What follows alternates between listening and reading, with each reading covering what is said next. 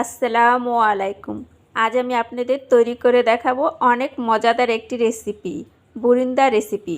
যদি আমার রেসিপিটা ভালো লাগে তাহলে প্লিজ একটা সাবস্ক্রাইব করবেন আর পাশে থাকা বেল আইকনটি ক্লিক করে রাখবেন। যখন আমি নতুন কোনো ভিডিও তৈরি করব সবার আগে আপনি পেয়ে যাবেন। আজ আমি আপনাদের 1 কাপ মেজারমেন্ট কাপের বেসনের বুরিন্দা তৈরি করে দেখাবো। সেজন্য আমি এখানে 1 কাপ। এবার আমি বেসনটাকে চেলে নিব। বেসনটা যদি চেলে নেন দেখবেন স্মুথ একটা ব্যাটার তৈরি হবে। বেসনগুলো চেলে নেওয়ার পর উপরে যে ময়লাগুলো আছে সেটা আমি ফেলে দেব।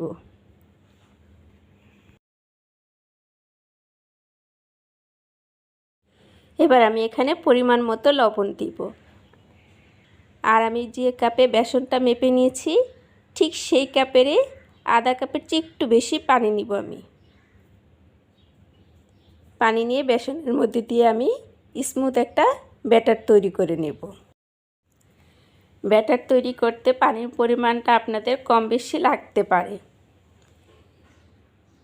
এবার আমি একটা হ্যান্ড উইস্কের সাহায্যে 6 থেকে 7 মিনিটের মতো ফেটে নিব। এই কাজটা আপনারা হাত দিয়েও করতে পারেন। ফেটে নেওয়ার পরে আমি আপনাদের দেখাচ্ছি। আমি একটা স্প্যাচুলার সাহায্যে আপনাদের দেখাচ্ছি এর ঘনত্বটা। আরেকভাবে বোঝার উপায়টা আমি আপনাদের দেখাচ্ছি। যদি কিছু ব্যাটার উপর থেকে এভাবে ঘুরিয়ে নেন, সাথে সাথে যদি না মিশে যায়, একটু দেরিতে মিশে, তাহলে বুঝবেন আপনাদের একটা পারফেক্ট ব্যাটার তৈরি হয়েছে।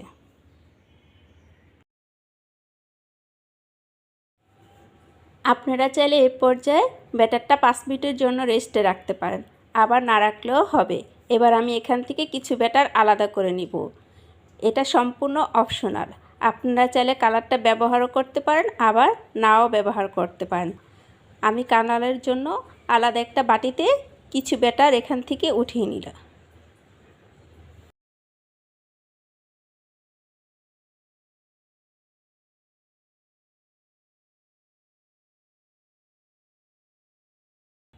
আমি এখানে হলুদ রঙটা ব্যবহার করছি। আপনারা আপনাদের পছন্দ মতো যে কোনো রং এখানে ব্যবহার করতে পারেন। এবার আমি রঙটা ব্যাটারের সাথে ভালো করে মিশিয়ে নিব।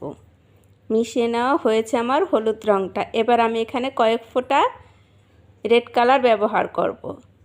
রেড কালারটা দিয়ে আমি ভালো করে ব্যাটারের সাথে মিশিয়ে নিব।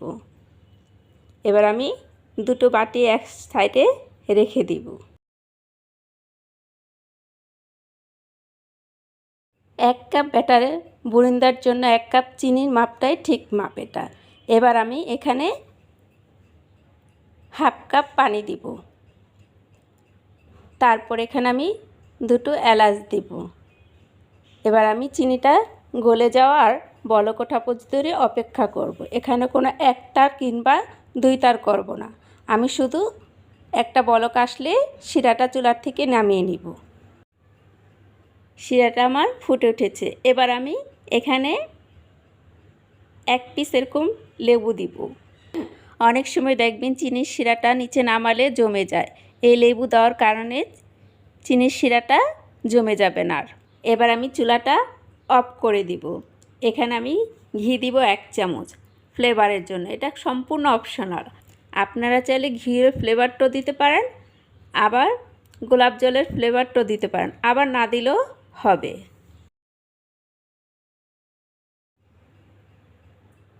একটা প্যানের মধ্যে পরিমাণ মতো তেল দিয়ে আমি তেলটাকে 2 থেকে 3 মিনিটের মতো গরম করে নেব। আমি এখানে একটা ছোট প্যান ব্যবহার করেছি। আপনারা চাইলে বড় প্যানটাও ব্যবহার করতে পারেন, তবে সেক্ষেত্রে তেলের পরিমাণটা একটু বেশি লাগে, সেই জন্য আমি ছোট্ট একটা প্যান নিয়েছি। এবার এখানে আমি এরকম ছিদ্রযুক্ত একটা চামচ দিয়েছি। আপনারা চাইলে একটা চালনি দিয়েও এটা তৈরি করতে পারেন। এবার আমি ব্যাটারটা চামচের মধ্যে দিয়ে চামচটা ধরে রাখবো, কোনো নাড়াচাড়া করব না। চামচটা যদি নাড়াচাড়া করেন তাহলে ফোঁটাগুলি গোল হয়ে পড়বে না, তাই চামচটা শুধু ধরে রাখবেন। দেখবেন আস্তে আস্তে ফোঁটাগুলো পড়বে আর উপরে ভেসে উঠবে বুরিন্দাগুলো।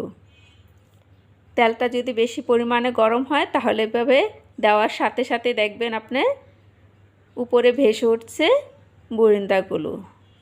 এরকম ছাঁকনির সাহায্যে আমি বুরিন্দাগুলো সব তেলের থেকে উঠিয়ে নিব। এবার আমি লাল রঙের ব্যাটার দিয়ে আপনাদের তৈরি করে দেখাচ্ছি। যদি ব্যাটারটা পারফেক্ট হয় তাহলে দেখবেন বুরিন্দাগুলি আপনার চামচটা ধরে রাখলে সুন্দর তেলের মধ্যে পড়ে যাবে। আর চামচটা ধরে কোনো নাড়াচাড়া করবেন না, শুধু ধরে রাখবেন, তাহলে দেখবেন তেলের মধ্যে সুন্দর বলের মতো পড়বে। আর যদি নাড়াচাড়া করেন তাহলে দেখবেন এবড়ো থেবড়ো হয়ে পড়বে। আর দু একটা হয়তো তেলের মধ্যে আপনাদের চোকা হয়ে পড়তে পারে। আর যতবারে আপনারা ব্যাটারটা দিবেন ততবারে চামচটা ভালো করে ধুয়ে তারপরে মুছে নেবেন, তাহলে দেখবেন বলগুলো সুন্দর হবে।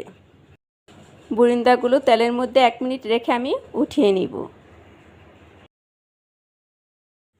আগে থাকতে যে চিনির শিরাটা আমি তৈরি করে রেখেছি তার মধ্যে ভেজে রাখা ছোট ছোট বলগুলো বা বুরিন্দাগুলো আমি চিনির শিরার মধ্যে ঢেলে দিব।